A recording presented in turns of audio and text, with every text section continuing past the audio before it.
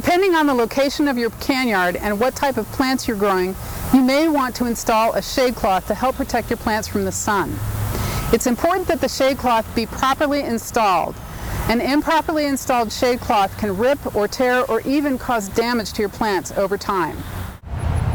The first step in installing your shade cloth is to put up some string or twine or clothesline across the top of the can yard. You want to use clothesline, that's ideal, but if you don't have clothesline, any kind of strong, lightweight twine or string will do. You want to tie 2 pieces of the string onto each side of the can yard and string them across to the other side, making a tic-tac-toe pattern across the top of the fence line. In this way, you have a strong support to keep the shade cloth evenly strung and taut over the top of the can yard.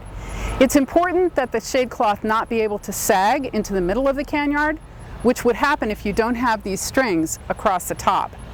If the shade cloth sinks into the middle of the can yard, it can catch a lot of rain, and that can leak onto the plants below and kill them. When you first lay your shade cloth over the top of your can yard, you'll see that unless you pull it taut, it will naturally sag.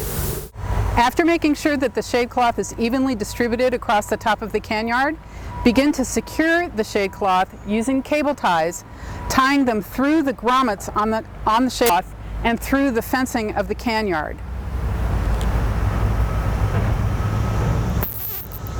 Make sure to secure the cable tie tightly so that it won't slip backward once you've tied it. The shade cloth is taut and securely tied all the way around the can yard.